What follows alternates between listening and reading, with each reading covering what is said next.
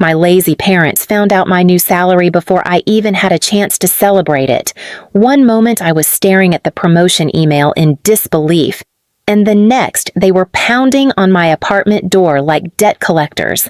I should have known something was off. The forced smiles, the cheap store-bought cake, the way they didn't even say congratulations. They didn't ask how I felt, they asked how much I made, and then with the confidence of people who had done nothing to earn it, they demanded 50% of it. But what happened next? They never saw coming.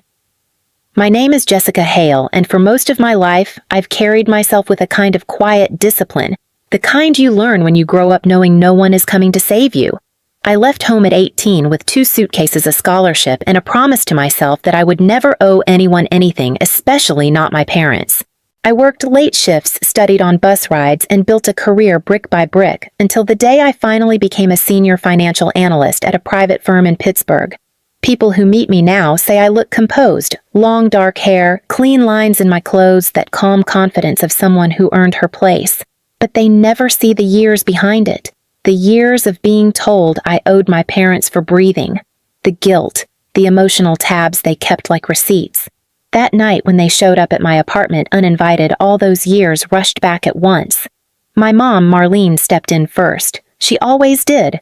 A heavy spritz of perfume hit me before her smile did thin practice, the kind she used on church ladies when she wanted sympathy. Dad followed behind her, hands shoved in his jacket pockets like he was hiding something. They dropped the plastic cake on my counter as if it were a gift, but their eyes were already scanning the room, calculating. "So," Mom said, sliding into a chair at my small kitchen table, "your salary went up." "Quite a bit." She didn't ask how my day was. She didn't even pretend. I tried to keep my voice steady. "Yes, I've worked for it a long time." Dad let out a low whistle. "You're doing well, Jess. Better than us. And after everything we've done." He let the sentence hang like bait. I'd heard that line since childhood. Every meal, every ride, every school form, they logged it like debts in a ledger. Mom leaned forward, elbows on my table. "We think it's fair," she said softly, "that you contribute to the household. 50% of your monthly income, just until we get back on our feet." They said it like a favor, like a duty, like a bill I'd forgotten to pay. My chest tightened, my shoulders instinctively pulled back, old habit, old armor, because in that moment I finally understood something. This wasn't a request. It was a collection call.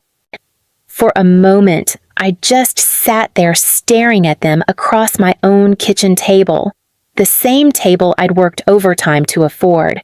The same table they'd never once helped me buy, move, or assemble. My mother tapped her nails on the surface like she was waiting for a waiter to take her order. Dad leaned back, confident, as if the decision had already been made for me. "That's not how this works," I finally said. Mom's smile tightened. "Sweetheart, don't be dramatic. Families support each other." "Support goes both ways," I replied. Dad scoffed. "We raised you, fed you, gave you a roof. You wouldn't be where you are without us." There it was. The old script, word for word. I'd heard it every time they wanted something: textbooks, rent money, holiday gifts they couldn't afford but insisted on buying. Except back then, I didn't have the spine to push back. But tonight? Something cracked. "You left home at 18, Mom said sharply. "We didn't ask questions. You just walked out and now you act like we owe you explanations." I felt my jaw tighten. "I left because every time I tried to breathe, you turned it into a debt." A flicker crossed her face, annoyance, then anger. "You're ungrateful. Ungrateful." The word she loved most. Dad leaned forward. "This isn't optional, Jess. 50%. Starting next month. You make good money. We deserve to benefit after all we sacrificed." "You didn't sacrifice," I said quietly. "You survived." "There's a difference." Dad's voice hardened. "We're your parents. You owe us." Something in me snapped clean. I stood up, not abruptly, not dramatically, just slow, steady, intentional. The chair legs scraped lightly against the floor, soft but final. Their eyes followed me as I walked to the counter. My shoulders were stiff, breath tight in my ribs, but my voice came out calm. You came here tonight for one reason, I said. Not to celebrate me. Not to be proud. You came to take. Mom's brows pulled together. Dad's expression shifted, a hint of unease surfacing. I opened a drawer. Took out the envelope I'd prepared weeks ago before I even knew I'd need it. I turned back to them, holding it between two fingers. This, I said, is everything you're really looking for. They didn't know it yet, but that moment, that was when the real story began. Mom's eyes locked on the envelope like a crow spotting something shiny. Dad straightened, clearing his throat as if preparing to accept a prize. They thought they'd broken me down, cornered me into surrender. They had no idea the ground beneath them was already shifting. I placed the envelope gently on the table.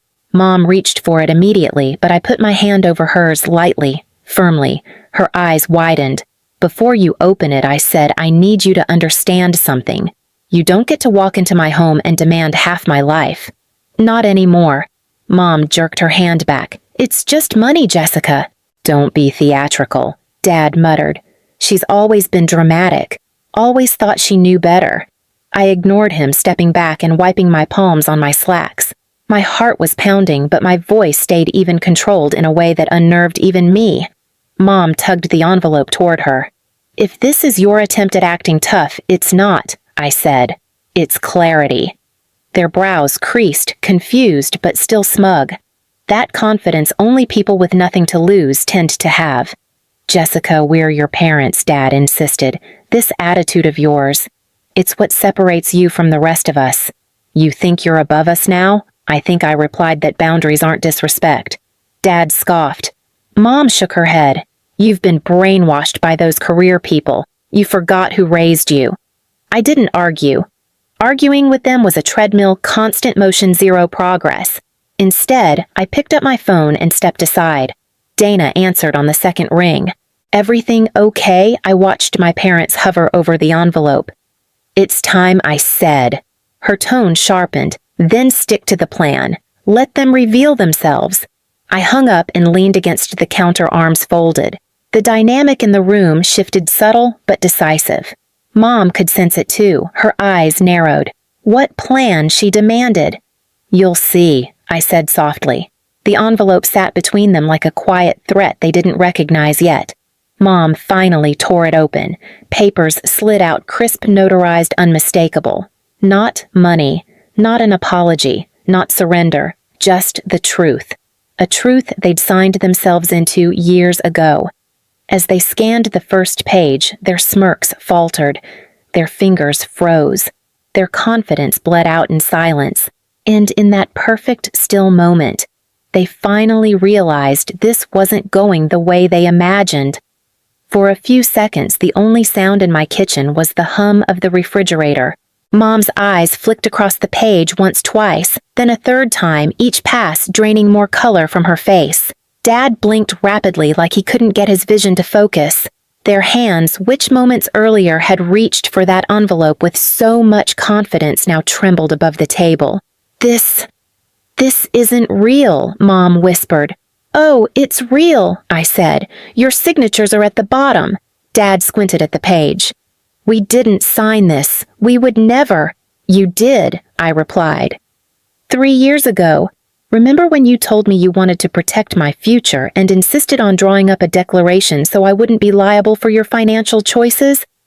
This is that document. Mom searched her memory, desperate for a loophole. We didn't know what we were signing. You understood enough to push it on me, I said. You understood enough to tell people you were proud I was standing on my own 2 feet. But now that you want money, it's suddenly invalid. The silence that followed was heavy and uneven, like a table with a broken leg. Dad slammed the papers down. This doesn't mean anything. It means everything I said. Legally, financially, morally. You have no claim to my income. You never did. Mom clutched the edges of the papers as if gripping them hard enough would change the words. We didn't raise you to be this cruel, she said, voice cracking into that familiar performance. Cruel, I repeated. You demanded 50% of my salary the night I achieved something you never supported. You came into my home and treated me like a paycheck. And now you want to call me cruel, Dad?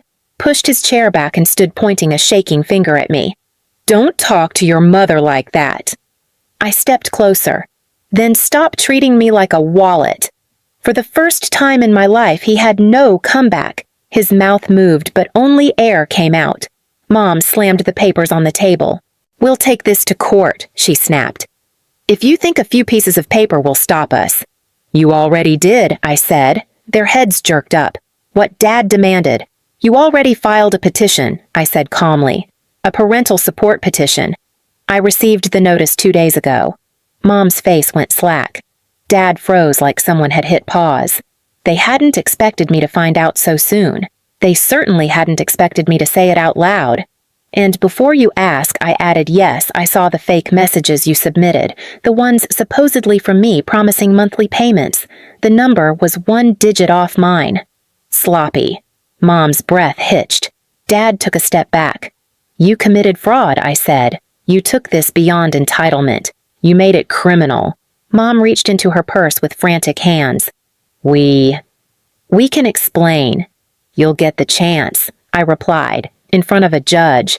Dad's voice rose cracking.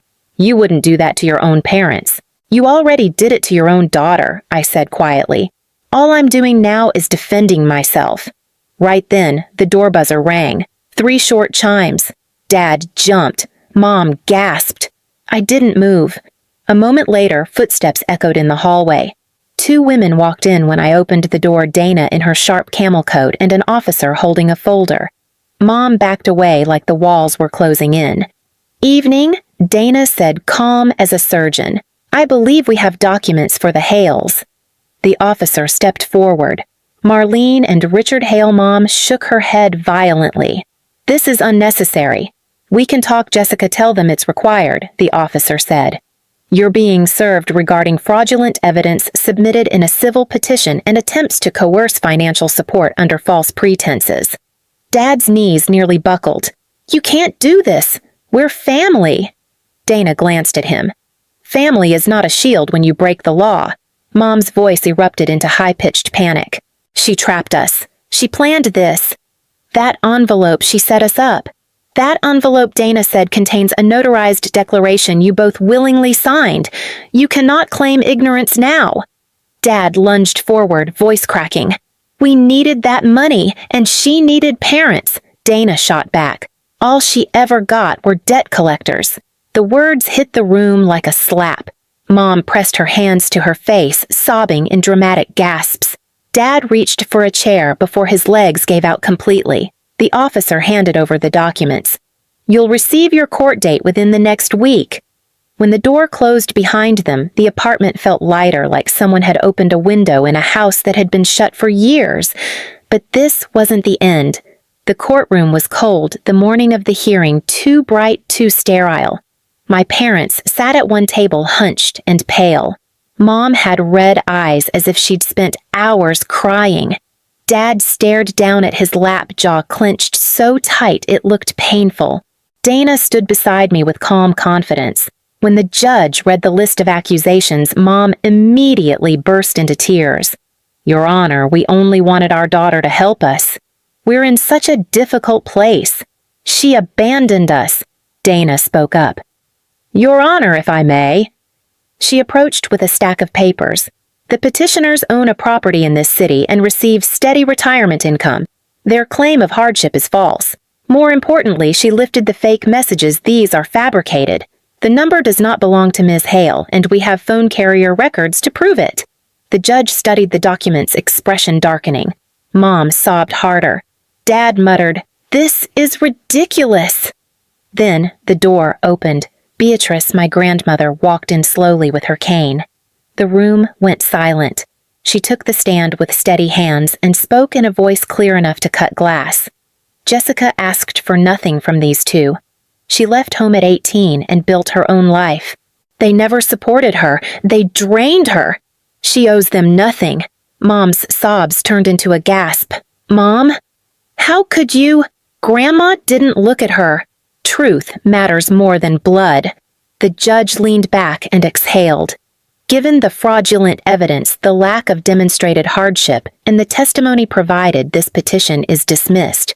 Furthermore, the court is imposing a fine for the submission of falsified materials. Mom crumpled. Dad stared straight ahead, stunned.